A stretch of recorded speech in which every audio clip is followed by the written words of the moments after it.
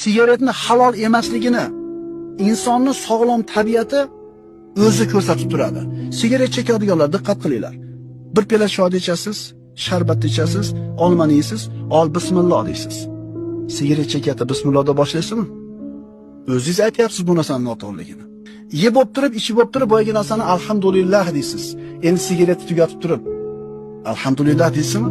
Demaysiz. Endi qarang, uyga bitta qonni olib kelasizda, apga olib ichadi deysiz. O'tiringlar, bir so'yib yeymiz deysiz. Bismillahda boshlab alhamdulillah tugatasiz. Endi bir pashga shu sigaret tashladingizda, olinglar hozir. Bir chekamiz deysizmi? Nimaga demaysiz? Shu qilayotgan ishingizni o'zi sigaretda pok narsa emasligini ko'rsatib turibdi. Yoki yana bitta sigaret chekadida yerga tashlaydi. Ezib qo'yadi. Endi bir tishlam nonni yerga tashlab turib oyog'ingiz bilan ezishdi. Tasavvuringizni sig'dira olasizmi? Demak, shu sigaret tashlab ezayotganingizda ham uni nopokligini o'zingiz aytyapsiz.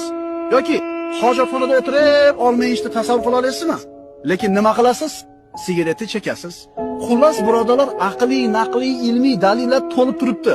Faqat tashlash kerak xolos.